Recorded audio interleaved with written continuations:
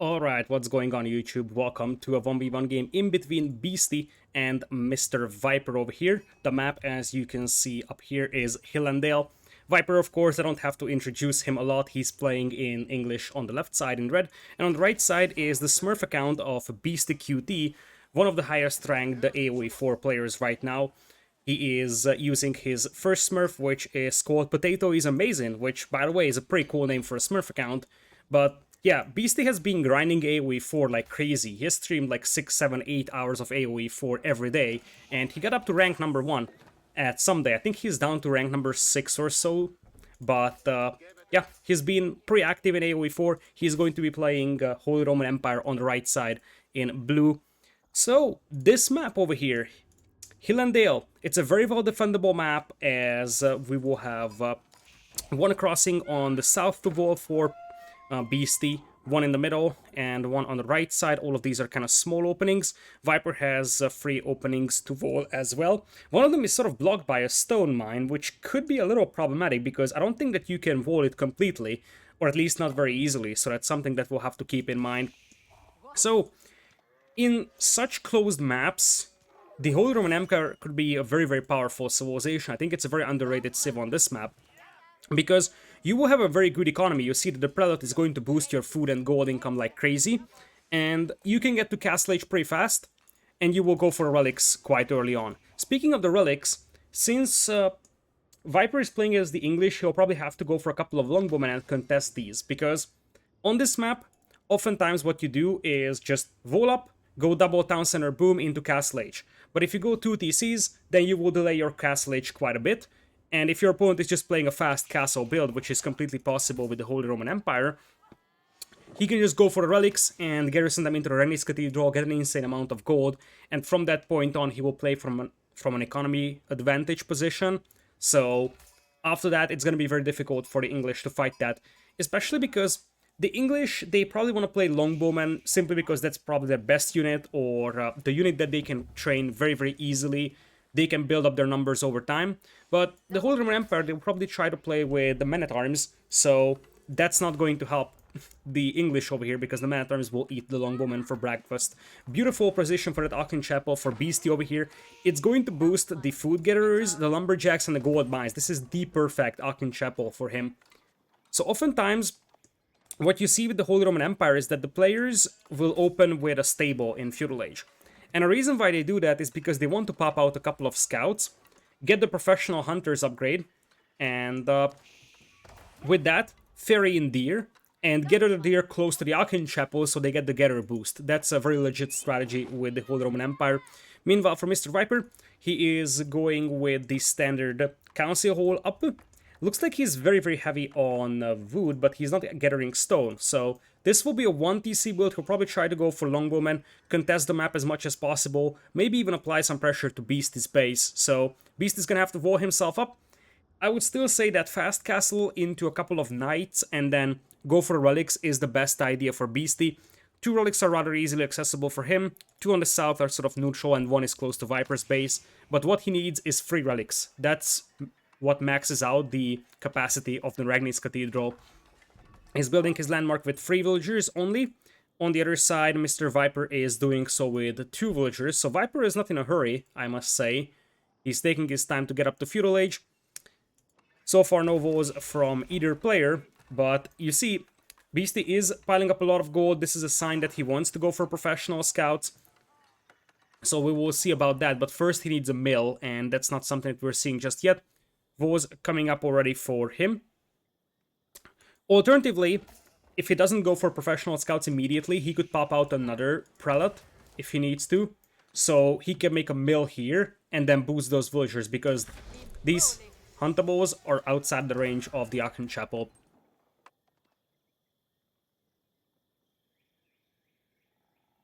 Up to Feudal Age are both players, and I would expect Viper to start adding longbows in the next couple of moments. He kept 2 villagers on gold, and he actually added the 2nd scout himself. So, oh, even a 3rd scout.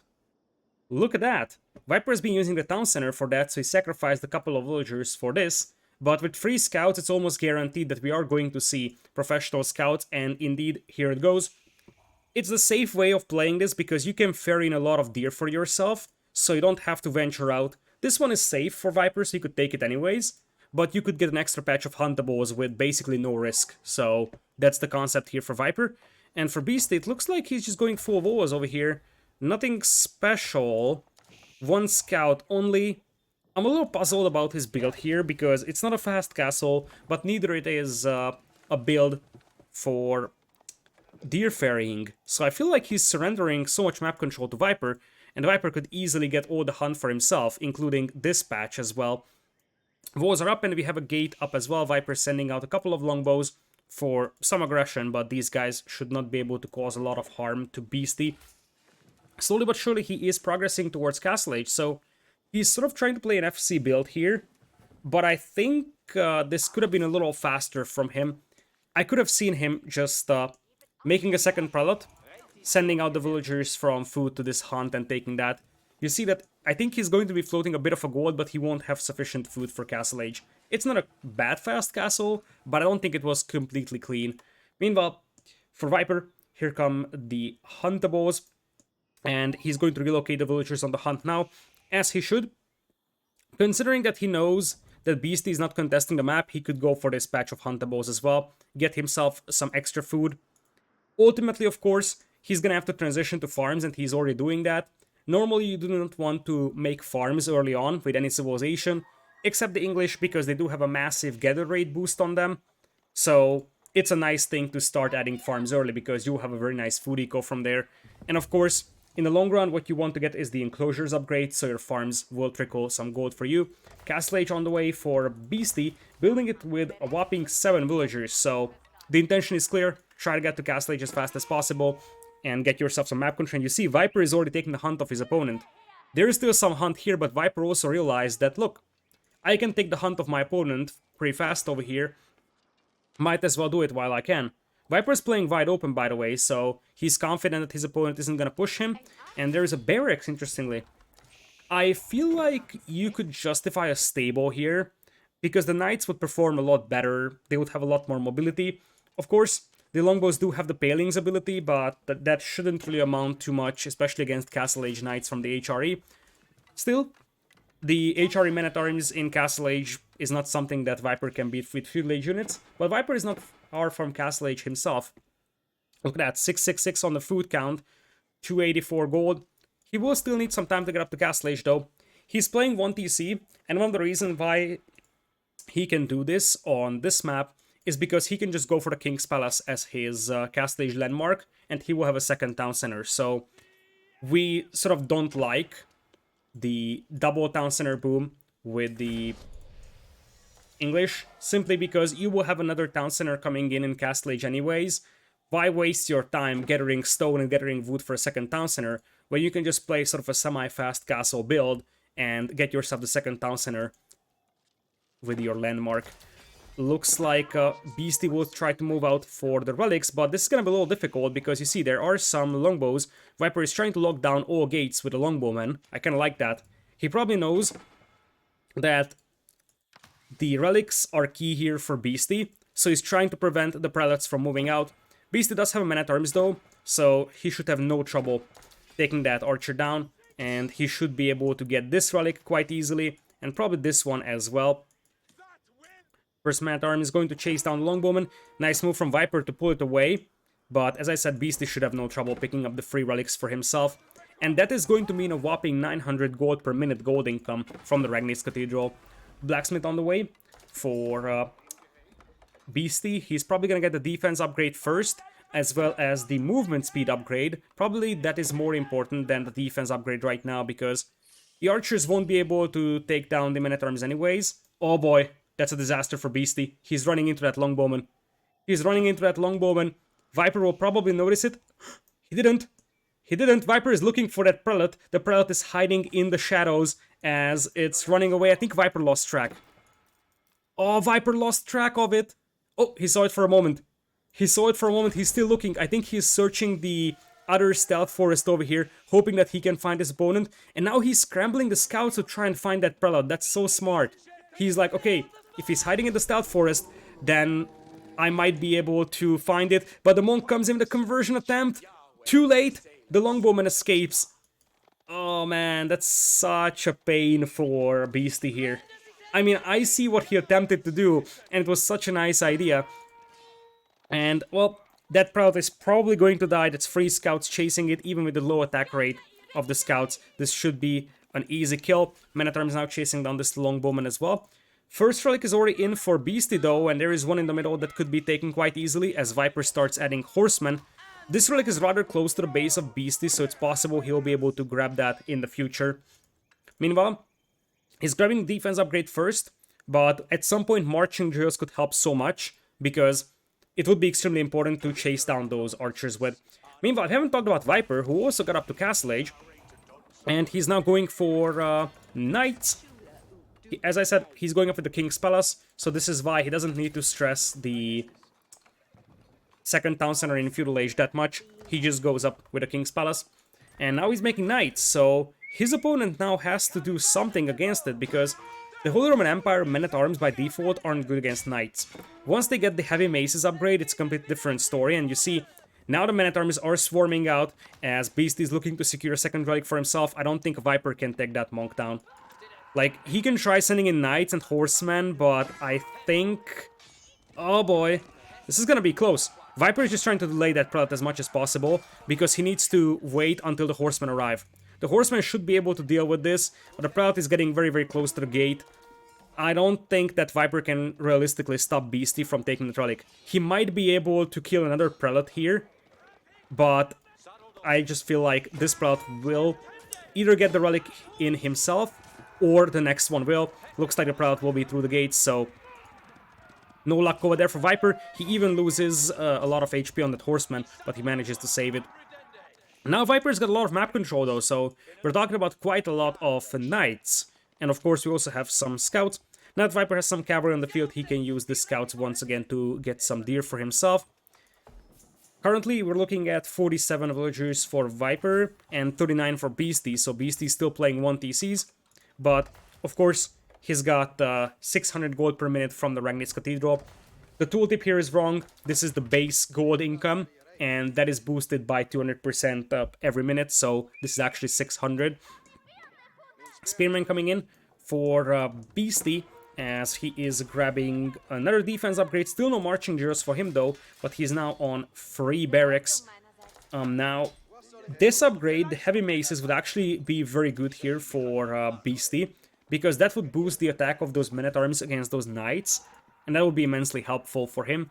It looks like he's still playing 1 town center though, and he's not mining stone, so he's going to stay on 1 TC for a time. This is pretty regular with the Holy Roman Empire, simply because the Ragnitz Cathedral gives you such a massive gold income that you don't necessarily need a second town center. 900 gold per minute is like 15 or so villagers. Like, you see, he's got 1,087 gold per minute with 5 on gold. For reference, Viper got half of it with 8 on gold. So you see, 1 villager is about, let's say, 50 gold per minute. So 600 is worth about 12 villagers. And if Beastie secures a 3rd relic, that would be even better. Here comes a Prelate, tries to get the conversion. He got it! He got it, and this is so crucial for Beastie. Because Viper already picked up 2 relics, I believe. There is one over here, and he's bringing in this one. So, this relic is the final one that Beastie can take, and he needs that to max out the capacity of the Ragnitz Cathedral. He got the conversion on that low HP Horseman. It's not gonna amount to much, but the big deal here is that he's getting that relic closer to his base. And you see, he's probably going to lose that Prelate to the Longbowman over here. It's gonna be 2 more shots. But the key thing is that this relic is now very close to the base of Beastie, and he's got the power to secure it. A lot of men-at-arms, Spearman jumping on the Knights as well. Viper can try to snap the Prelates over here, but it's going to take quite a lot of time for Viper to reinforce this army. And I just feel like if Beastie secures this monk with all this infantry, he should be able to secure the 3 relics. And as I said, that's 900 gold per minute. With 50 gold per minute average for a villager, that's worth 16 villagers. Springald's getting some shots in, that's a nice move from Beastie. Might even take down 1 Knight. Knight survives at 6 HP. As the Prelate is bringing the relic back. Look at that escort. Look at that escort. Quite a lot of spearmen on the field. Viper will try to snipe that Prelate, but good luck doing that. Good luck doing that, that's not gonna happen. And this is why the Holy Roman Empire is just such a difficult civilization to play against. Because it sounds so simple that you just deny the relics, yet it's not as easy. Because they have a very good starting economy, so they usually beat you to Castle Age, unless you are pressuring them early on. And if they beat you to Castle Age, they'll have better units than you do, so they will just be able to secure map control and get the relics in. The only place where you can actually beat the HRE to Castle Age is very open maps, I believe, where you can apply a lot of pressure and force them to spend their resources on army instead of trying to go up to Castle Age. That's probably your best bet. Now, Viper isn't standing idle either. He is trying to go for the sacred sites. For whatever reason, he pulls the monk from the sacred site, not sure why. Might try to bait Beasty out, that's what I can think of. Or it might have been a misclick, I don't know. Viper is sitting at 2,000 food, so his food income is insane thanks to the English farming, as it looks like Beasty wants a castle in the middle. Look at that, he's been mining stone like there was no tomorrow, and the thing is, oh look at that, it's 10 villagers on stone with a prelate buffing them, that's such a nice thing. Also the farming eco of Beasty is boosted by a prelate in the Aachen Chapel. A second layer of walls is coming in here. Viper will see this with the scout, but this will secure some safety for Beasty and a couple of berries. The big deal though is that Beasty is going to have a keep in the middle, which means that it's going to be impossible for Viper to take full map control. And look at Beasty. He's coming in with walls to the left side. He wants to wall Viper in. He's not messing around over here. Now looking at Viper, as I said, he's got 2,000 food, but he's quite low on gold currently, as we're seeing a huge amount of longbowmen, veteran longbowmen to be precise, coming out of those ranges. Looking at Mr. Viper's upgrades, he does have the attack upgrade, but that is it. In fact, it's just the first attack upgrade, not even the Castle Age one. Looks like the villagers are freaking out here for whatever reason, and the knights will actually slaughter them. The walls were unfinished, so the knights can actually get in. All those villagers will go down the drain here for Beasty. Not ideal by any means. Spearmen coming in to try and keep these villagers alive. Remember that if they finish these walls, it will still give them safety on the berries, but those walls were just denied at the last second. Beasty walling Viper in on the left side. As you see, the knights will just use that one final chance to escape. Villagers will be pulled. Oh, miss micro by Beasty here. Or it's bad pathfinding, I'm not sure which, but whatever happened here, the spearmen weren't following the villagers, so the knights actually got another kill here. But now the walls are, I believe, finished to an extent which is acceptable for Beasty. Still, he's gonna need the upgrades for his infantry. He's going for stone walls. He has gotten the maces upgrade, so now you see that his men-at-arms have maces in their hands, which means that they have +6 bonus damage against melee units. Beasty is currently sitting on both attack upgrades, the feudal age defense upgrade for ranged, and it looks like we're getting the Castle Age melee defense in as well. Plus he has the movement speed as well on his infantry. No double-handed maces just yet, and he's not even researching that upgrade. So if you're only fighting against heavy units, the single-handed maces are better. But if you're fighting against a mix of light and heavy units, then two-handed maces are probably better for you. So I would expect Beast to get that upgrade at some point, but walls are up. Beast still has the middle, and he actually walled in Viper on the left side, which means that Viper can't sneak out for that stone mine. Viper's got one sacred site in the north, and currently Viper is sitting at a pretty big army, 53 to be precise, quite a lot of knights, and he's going up with the Berkshire Palace. So the Berkshire Palace is actually going to be perfect to protect this area, secures a gold mine for Viper, plus the front of his base. And remember that the English keeps also allow you to train units or siege weapons, so that could be pretty helpful for Viper. So it's one thing that this is a more powerful keep. It also allows you to train siege weapons, so it's sort of a siege workshop as well. Meanwhile, for Beasty, he's still in Castle Age, and he is not even going up, but he's got quite a lot of springolds out on the battlefield, so he can push Viper back for now. Viper will stonewall himself on the north.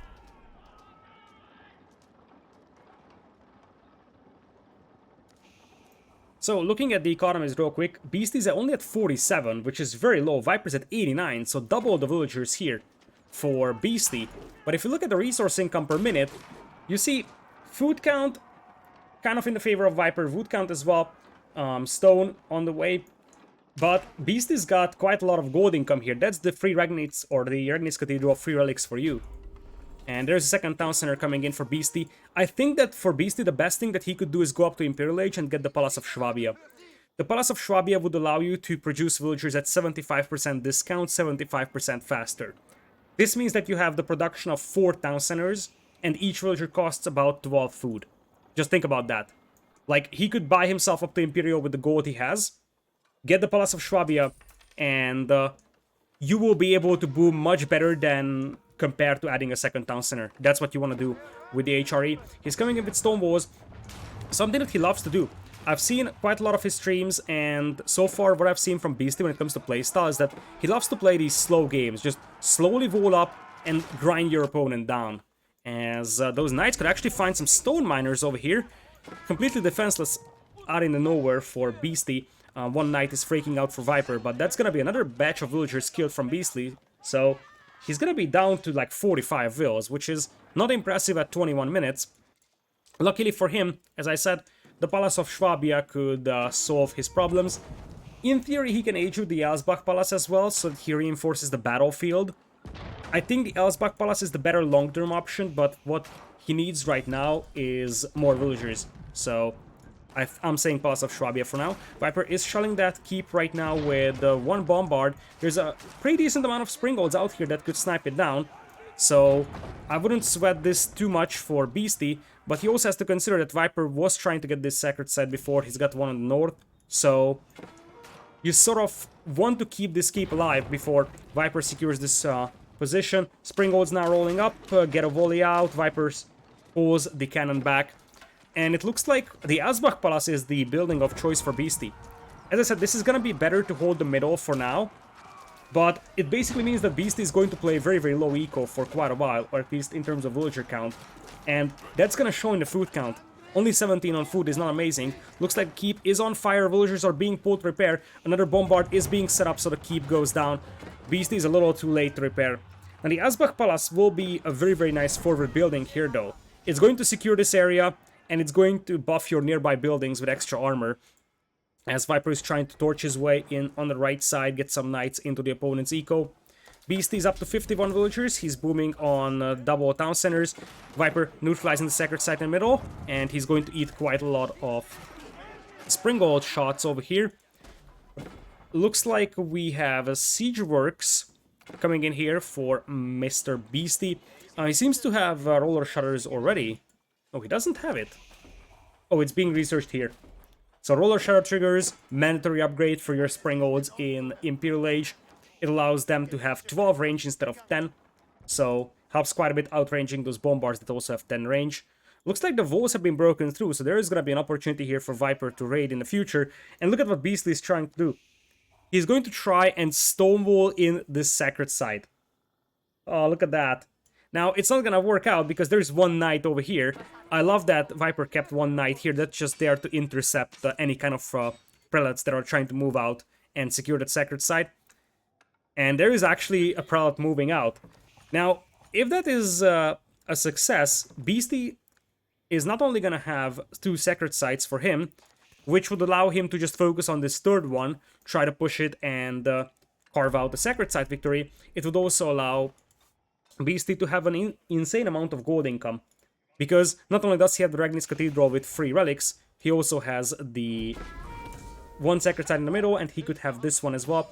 Elite Knights now in for Viper, takes down the prelate, and he's going to take down the villager here as well, so Beasty's gonna have to send a couple of spearmen to deal with that.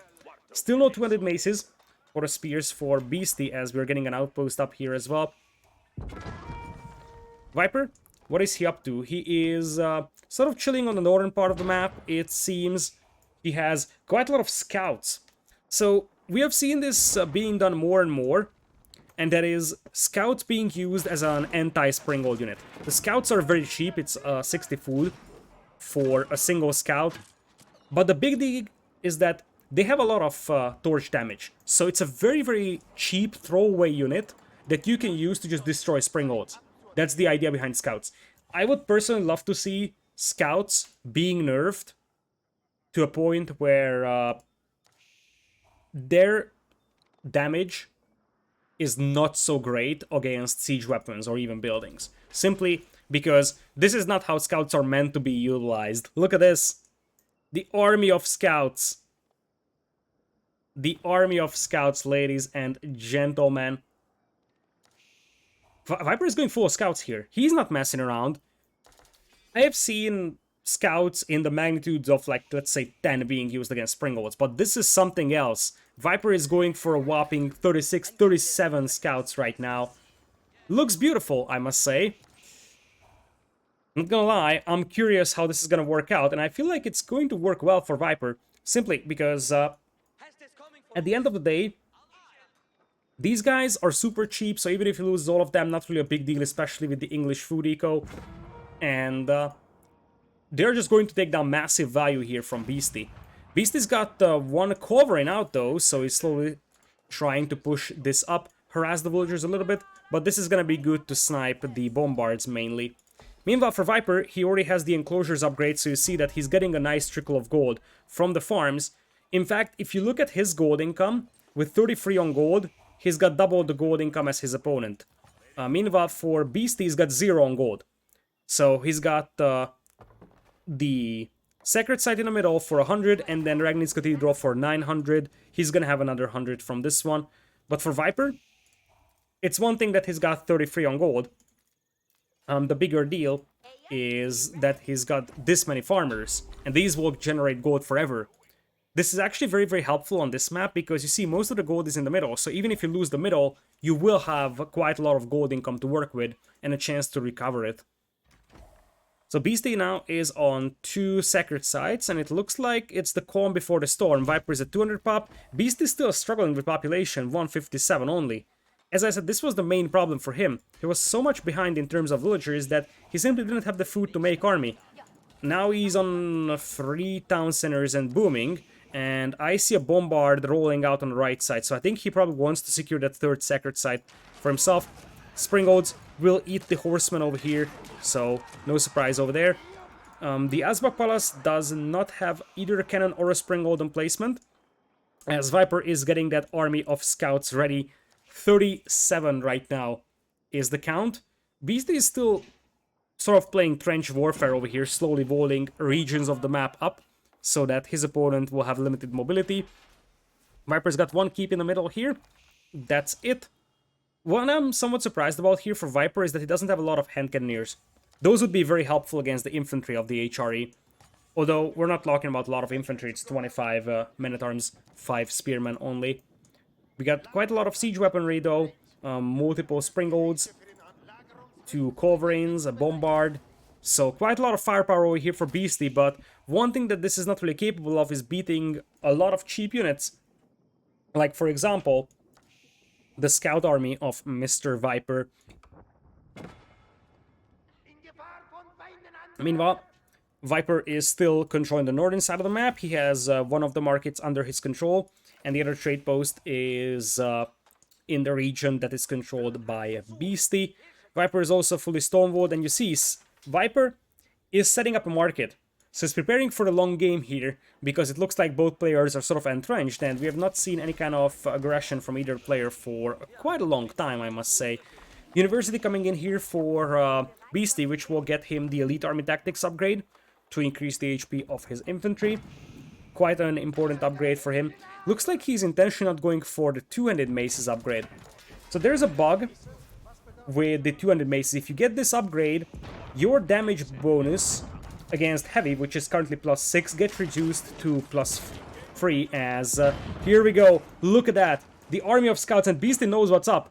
He knows exactly that it's the swarm of trash units out here that he has to be careful about.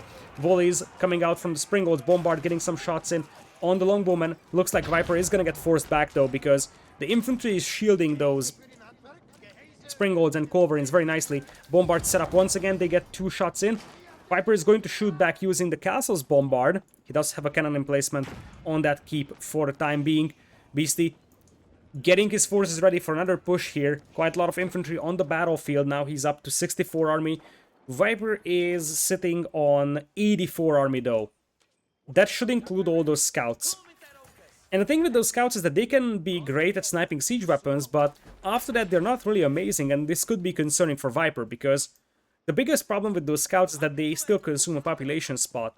And you see, Viper's got a huge army, but the moment those siege weapons are gone, these scouts are completely trash, and they would just die to the men-at-arms. So what I wanted to say is that if you get the Maces upgrade, you will get +6 against heavy. If you get the two-handed upgrade, you will have a +2 base attack. But if you get both, for whatever reason, I think it's a bug, your bonus damage against heavy gets reduced to +3. So you will do 1 less damage overall against heavy targets, but you will do 2 more against light targets. So when you're up against heavy targets like enemy men-at-arms and knights only, single-handed maces is better. If you're up against a mixture of light and heavy targets, then you prefer to have both the maces and the two-handed weapons upgrade. Meanwhile, for Viper, he's setting up a bombard over here, and you see he's crawling up in an outpost, which will give him the network of castles bonus around this area. This will allow him to push this side. Let's see. Speaking of network of castles, did Viper grab the network of citadels bonus? It seems like it. So, you see, plus 50% attack speed increase to your archers with the network of citadels upgrade. This is brutal. And you see Beastyqt is going to have his first stone wall being pushed. There's a backup stone wall behind this one, which Viper is aware of. So it's going to take some time until he bashes his way through those walls. And the moment he diverts his forces to the right side, Beastyqt could potentially push the middle. Once again, the scouts are popping out. It's a little tight over here. And it's going to be difficult for Beastyqt to protect those bombards, but he's going to try his best. Walls are now up. He could use some hand cannoneers on those walls for added effect, because if your archers or hand cannoneers are on walls, they take way less arrow damage. So those longbows would struggle quite badly against any kind of range unit that's on the walls. That would be an option for Beastyqt. For now, he's shelling that keep, Viper pulling the villagers to repair, and the moment the scouts are trying to dive in, the men-at-arms and the spearmen will come out. Looks like Viper commits against this one. Oh boy. That's a slaughter. That's a slaughter out there. You see, the cannon is still alive, and while the scouts do have quite a lot of bonus damage against siege, or not even bonus damage, but just high torch damage, the problem with them is that they're very fragile, and they're just not meant for frontline combat. It looks like the infantry will be thinking about swarming the keep. There is boiling oil on that keep, so you don't want to go close to them, as Viper is now coming in with flaming arrows on his archers. The first layer of walls are down. The second layer is very much exposed, and there's a bombard here for Viper to take these walls down, so soon Viper could break into Beasty's base. Meanwhile for Beastyqt, he's sort of stalled out here in the middle with that push. This is getting concerning for Beastyqt. Wall slowly crumbling over here for Beastyqt, as he has just gotten the building HP upgrade, I believe. So now he has 6,000 HP over there. Goes for some additional stone wall layers. Another bombard, 2 more bombards coming out for Beastyqt. I don't think Viper can repair against that for long, but he's changing an approach. He's now going for springolds, now has roller shutters as well. He's gonna try to snipe the bombards here. He might get one. Viper takes down most of the HP of that bombard. I think for Beastyqt, he needs to open this up a little more, because he needs to get his own springolds up there. Speaking of his own springolds, these are all the way back here, including the culverins as well. So he's like, okay, you're pushing my walls, I'm just gonna bring all my springolds and culverins back. Viper is sort of out of stone right now, looking in the resources. He's floating 6,000 gold though. This is because even when he's not mining a lot of stone, he has a lot of gold trickled in by the farms. Meanwhile for Beastyqt, he doesn't have a huge amount of gold miners, but still a lot of gold to work with. Simply because he's got that Ragnitz Cathedral working for him the whole day. Viper's got some traders up, and those actually bring in quite a lot of gold. 151 per turn is nothing to be ashamed of. It's almost a perfect trade route. This market is very close to the corner, so it's actually very good for Viper. He's got some fortified outposts now as he's trying to bash his way through these walls. Springolds and culverins are now rolling in to snipe those bombards. The thing is that Beasty's anti-siege here is still way better. A lot of springolds. What? What? That's not what's supposed to happen. Apparently, you can glitch some springolds on the top of the walls. I'm not sure if they actually get the bonus or is this just a graphical glitch, but it definitely looked weird. Keep coming in once again with repairs for Viper. Springolds now moving out to snipe the cannon. One gets taken down, but now Beasty's pulling up the Culverins. What he needs is the Culverins on the front line, because those one-shot the Springolds and they do have the same range. But this is what I was talking about. There's a big traffic jam in here, so you would probably benefit from deleting these walls and just getting a better angle from this side. Looks like now Viper has lost all his Culverins though, and there is still 2 bombards shelling the castle, supported by 4 Culverins and a lot of Springolds. The castle will go down here from Viper, despite the fact it had all the upgrades on it. It just can't withstand that much bombardment. There is also a cannon emplacement on this outpost over here, apparently, as Beasty is now walled with double-layer stone walls once again. Look at this trench warfare. It's just crazy. It looks like Viper is assembling a pretty big force of horsemen. And yeah, that's probably the better thing to do here. The horsemen are also relatively cheap when you have an insane economy in late game like Viper. Currently Viper is sitting at 13,000 food and 9,000 gold. He could even go for full knights because he's got so much gold. But if he wants to go for non-gold units, then the horseman is his best unit. It's very cheap for Imperial Age economy, and it allows you to snipe siege weapons a lot better than scouts. Scouts are good in like early mid-castle age when you don't have a lot of resources, yet you still want to snipe those expensive siege weapons. So Beasty took down a keep right now, which means that now he has a pretty convincing control over the sacred site in the middle. That tooltip is freaking out for some reason, don't know why. Another keep attempted here. 2 keeps, in fact, a little ambitious from Beasty, if I may say so. Viper's got a pretty sizable force over here, and now we're seeing hand cannoneers. That I like. These guys are expensive, but they have an insane damage output. You see, it's 50 per hit, so Viper is not messing around, and now he's got quite a lot of trade going for him. So the thing is that he just spent quite a lot of gold, so he's gonna need some extra gold as Beasty is coming up with the trenches once again. These villagers are also moving out for the keep. Look at that! As I said, he is sort of the trench warfare player. He loves to play these slow and grindy games, and he actually is pretty good with these. So, using stone walls to avoid getting surrounded, this is the playstyle he usually plays with. He also has a whopping 19... No, it's just 12, never mind. I just saw the wrong tooltip. 12 barracks on the left side. Also quite a lot of ranges. What is he up to? He's upgrading to Elite Archer. It's possible that he will occupy the walls with archers, although I still believe that hand cannoneers would actually be a better choice here on the walls. This outpost is gonna go down, which means Viper is gonna lose his network of citadels bonus around this area. This area is still covered by that though, and this area is also covered by the Berkshire Palace. So Viper is still good. Viper will soon have to make a move though, because it's one thing that he still has trade, and he still has gold under his control. And of course he has gold from the farms as well. Viper is making a wonder! Viper is making a wonder! And honestly, I don't mind that. That's a good idea. We talked about how Beastly loves to play the slow game. But how do you play slow game against the opponent that's making a wonder? You gotta make a move now for Beasty.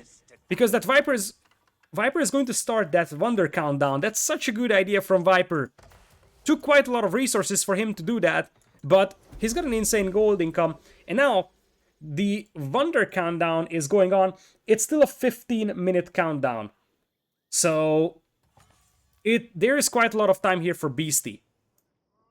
But now, time is of the essence for him. Keep in mind that he could try to take the sacred site, and the sacred site is only a 10-minute countdown. However, the sacred site can be neutralized, and if any of the sacred sites are neutralized, then the countdown gets interrupted. However, if Beasty, if we look over here, if Beasty takes this sacred site in less than 4 minutes and holds it, because Viper won't be able to neutralize this one probably, although Beasty does have an opening here, so might as well close that. But if those are closed, Viper won't be able to take this one or this one.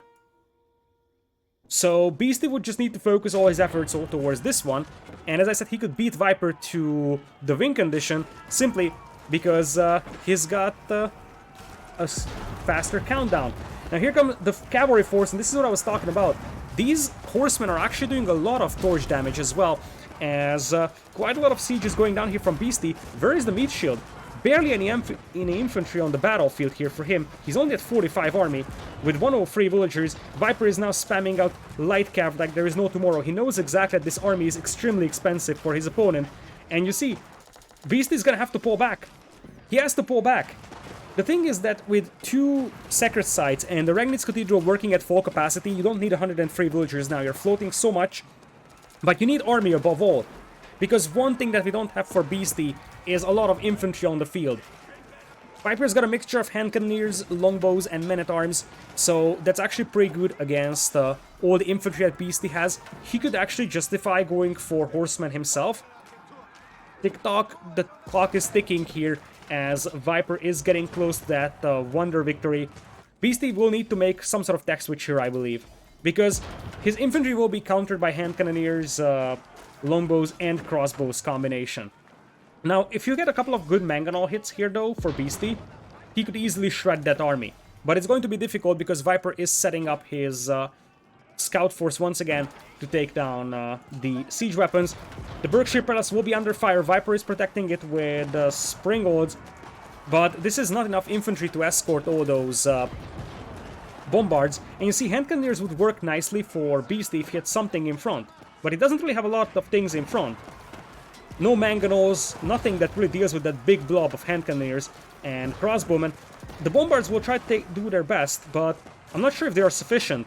Viper, by the way, is, I believe, affected by the network of citadels bonus here. He should be, but he isn't. Now hand cannoneers are diving in, sniping the siege weapons, and Beasty is in trouble. Viper capped at 200 population. Beasty is still at 191, but the key thing here is position on the map.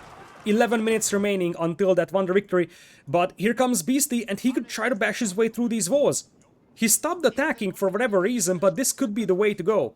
Push into Viper's base from the left, because Viper won't be able to push the right side, and the moment he abandons the right to counter this push on the left, Beasty could push this right side, push the Berkshire Pass. A Reboldequin is rolling out for Mr. Viper. This bad boy is able to hit so many infantry units. It's perfect against clumped up units, like the infantry spam of the HRE. The walls are broken on the left side, and we see a lot of villagers coming in here for Beasty. Not sure why. What's the plan here? Is he planning to make a keep or something? Of course he wants to make a keep. What will that do to him? I'm not 100% sure. Because you see, Viper is assembling an army here, but that keep is gonna be crazy in Viper's base. Meanwhile, though, the Berkshire Palace is under fire. It's going to withstand quite a lot of punishment, but no repair villagers on the horizon. Mangonel is not popping out, though. Viper is not looking, and Viper is gonna eat some big mangonel hits. Uh-oh, Viper! Viper! Viper! All those longbows are gone! Viper has the resources to replenish his army in seconds, though, but he's down to only 50 army. The left-hand side keep actually goes up, so this is going to be a great staging ground for Beasty to assault that wonder that's still embedded pretty deep inside the Viper's base. But the Berkshire Palace is gone, so Beasty is crawling up. There's still a lot of production buildings to take down over here, but if the siege workshops go down, I can see Beasty just getting that wonder taken down in 10 minutes. 10 minutes is a lot of time. Only 5 minutes have passed, and Beasty is actually pressing this matter more and more. Looking at the resources for Viper real quickly, he's sort of out. He's out of resources. He's spamming scouts like there is no tomorrow, but look at Viper. He's at 102 villagers, but now his trade is disrupted. Even if it's just a temporary thing, because this keep is about to get taken down. By the way, Beasty tried to go for a mining camp here. Boiling oil kills all the scouts, as Beasty will try to keep this keep alive as long as possible to disrupt Viper's trade. But Viper, he's down to 30 on food. Part of that is these farms being pushed. Beasty pulling up with quite a lot of bombards over here. I count 6 bombards, quite a lot of mangonels as well. As I said, the siege workshops are a key target, because if you take them down, there is no springolds. And if there is no springolds, there is no threat to your bombards, I believe. Beasty now at 200 population, and Viper is going to start losing his trade. Uh-oh. Viper is in trouble, I believe. Viper is in serious trouble because there's still 9 minutes to go, but that Wonder is soon in sight for Beasty. Viper moving out on the left side with some hand cannons, slaughtering all those villagers, but at this point for Beastly, it's do or die, so I feel like losing 10-15 villagers for him actually helps, because he's gonna have more army on the battlefield. 7 bombards are shelling these buildings, and as I said, that cathedral is on the horizon, and the moment it goes down, I think Beastly has the game, because I don't see Viper being able to counterattack this one. Viper currently at 31 army. Oh boy, the Wonder is very expensive. So the thing is that Viper just spent a lot of resources on it, resources that Beastly spent on army. And of course the big thing was the mangonel shots. Viper just got his entire army evaporated in 5 seconds. And that was caused by this distraction. Viper had to deal with that, and while he was looking on the other side, he has eaten just like 3 big mangonel hits on his longbows. All his longbows now evaporate. 8 minutes to go for Viper seems like an eternity, to be honest, because those bombards could already turn and take this down. I think Beastly knows exactly that he's got a lot of time. He knows exactly that he's got momentum, so it all comes down to this push. And even if there wasn't a Wonder here, I think this game would be over. Viper's at 36 army, he's got a couple of bombards set up, but now he's getting pushed by hand cannoneers, archers, and the big thing is this. 6 bombards rolling into Viper's base. Even if this Wonder wasn't here, you can just take down the King's Palace, the starting TC, and the Council Hall, so you would just win on the landmark victory condition. But there goes the Wonder for Viper, and I wouldn't be surprised to see him calling a GG here, simply because this way he won't be able to stop Beasty. And you see the trench warfare worked out for Beasty here, paid very, very patiently. I loved how Viper was trying to do something different. He was like, okay, my opponent is playing so slow, what if I go for Wonder and I just hold it? The English are just such an amazing civilization when it comes to defending and holding a key position with the network of citadels bonus, but turns out that Viper got distracted by the left side that was completely ignored the whole game by both players, and then Beasty just comes in with some mangonel hits on the right side, and suddenly Viper found himself without an army. If you look at that, this is the moment we're talking about.